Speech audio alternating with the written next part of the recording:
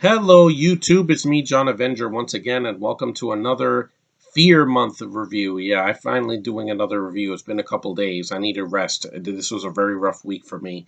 This is a 2013 American, let's put that in quotation marks, science fiction action horror film produced and written by Christopher Hatton.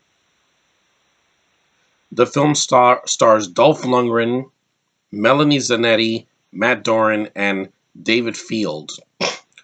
It follows a deadly viral outbreak, yeah, kind of like now.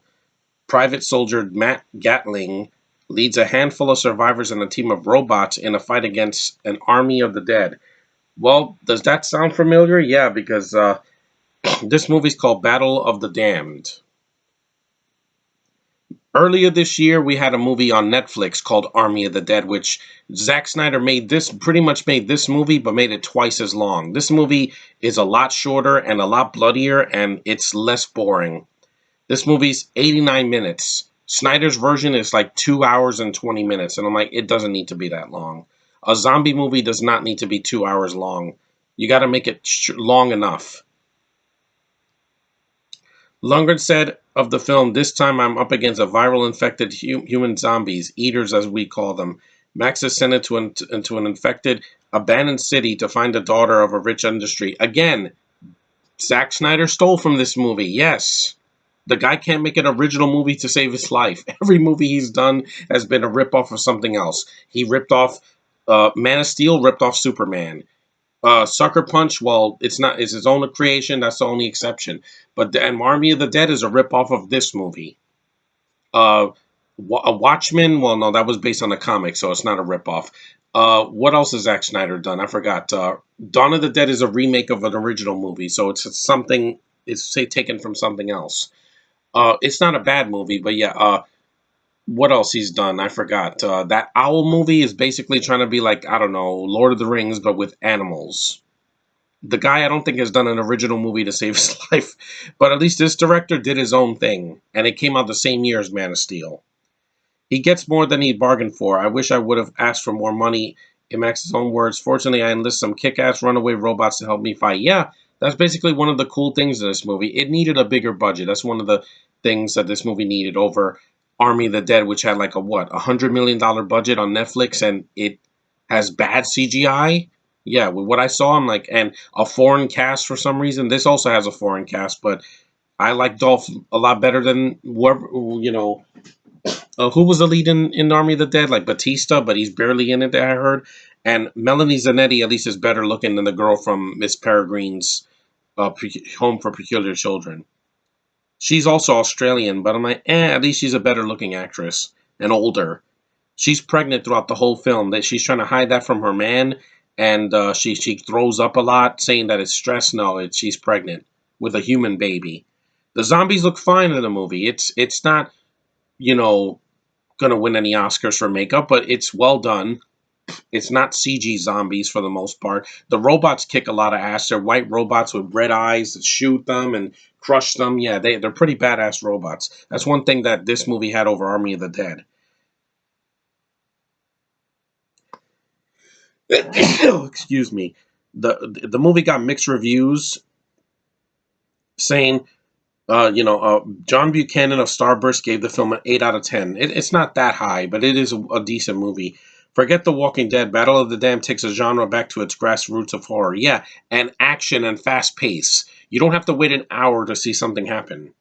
And you know that most of the people in this movie are going to die. I mean, they're bystanders. They don't have any. Some of them don't have personality besides Dolph, who's the rugged, soldier that kicks ass in the movie. And they said, "Oh, the absurdity was that you're left to rely on things like story and character, and there's very, very little either going on. Very little. Zack Snyder extends a movie for 2.5 hours, and this is very little. Excuse me. Like I said, I'm congested. I don't have COVID, I promise. But yeah, the film.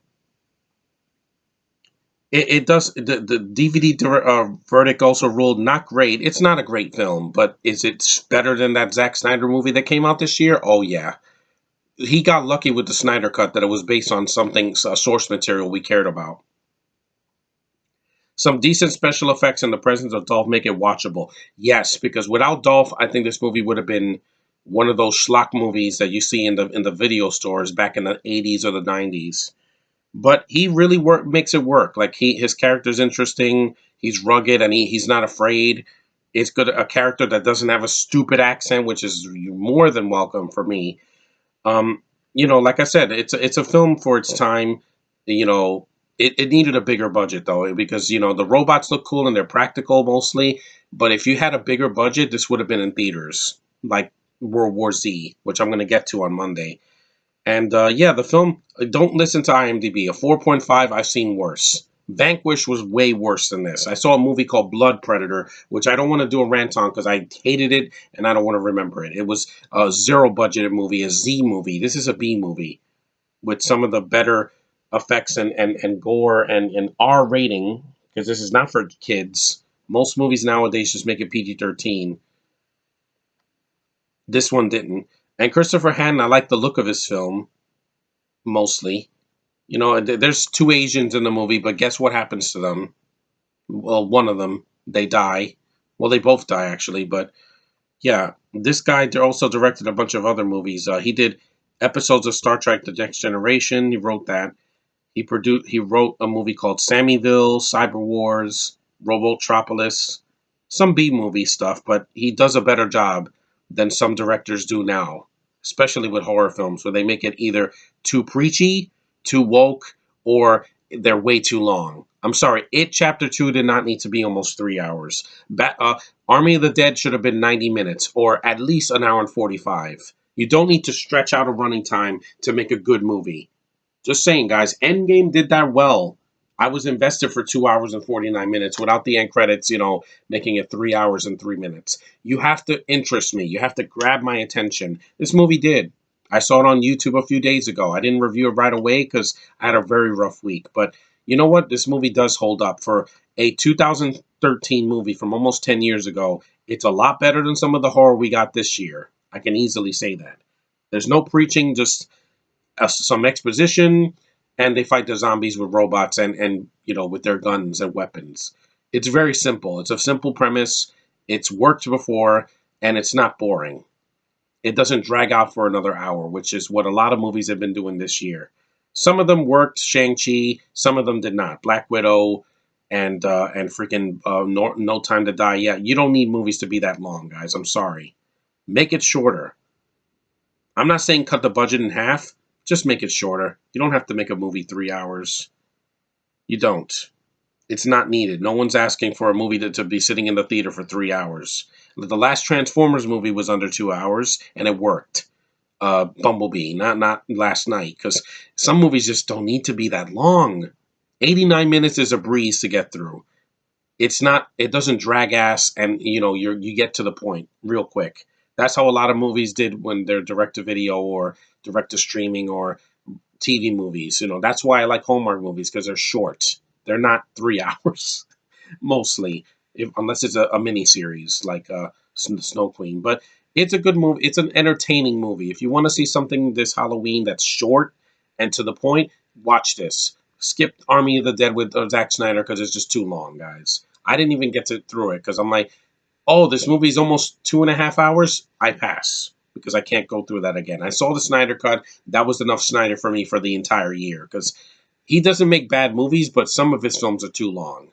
You don't need 2 hours or 3 hours to tell a good story, Zack Snyder. Condense it. Even Nolan knows when to make a movie under 2 hours, like Dunkirk. Just saying. Anyway, thanks for watching, guys. I took a break because I needed one. Thanks for watching my live streams. I'm going to do another one Monday morning, so get ready for that. I know you guys are off from school, so any guys that missed my last podcast will join me on Monday for the World War Z movie live commentary. This one will be a lot more positive than my Pixels one, but that I had to rip it a new one. I had so much pent-up frustration this year from months of being in the house and nothing happening in the theaters right now because all we have is what Venom 2 and No Time to Die, which is way too long. I don't want to sit through a movie that long. Dune, I'm going to watch it at home. Hopefully, I enjoy it. And Eternals, I have to see. It's an MCU movie. I don't miss those in the theater. I have to see them no matter where I go. And Spider-Man, I'm looking forward to at the end of the year, regardless of Venom 2 connecting to this movie for some reason. I think that's how Venom is going to get his Spidey symbol. That's just a fan theory of mine. But anyway, thanks for watching. Take care, and I'll see you in the next review, hopefully a lot sooner. Later.